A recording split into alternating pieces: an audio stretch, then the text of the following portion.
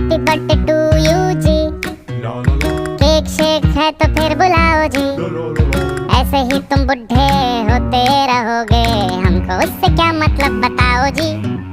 Happy birthday to you हाँ जी, तो इस पे इतने खुश क्यों हो ऐ भाई? तुम तो बरसों पहले ही निकल चुके हो, तो बर्थडे वाला नाटक ये क्यों है भाई?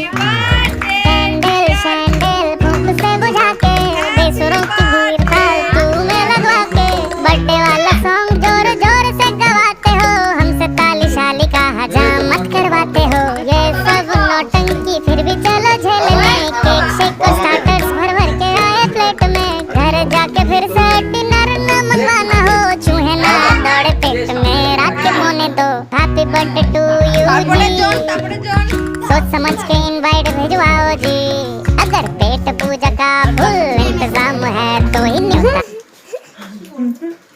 তুই খান না এটা খাওয়াই দাও তুই যা পুদে ফুগলো ওই একবারে ওই জোরে ডাকছি তো 9 বছরে ডাকতে যাচ্ছে ওই যে নিতেছে না, ও 9 থাকতে যাচ্ছে আর যাইতে যাচ্ছে না। আমি হচ্ছে ওই যে না খাবো হ্যাপি বার্থডে খাও তো বাবা চকলেট রে এই পাপা না না না এখন না, মাকে মাগা দাও না তুমি খাও খাও খাও এই না খাই পরে খাই।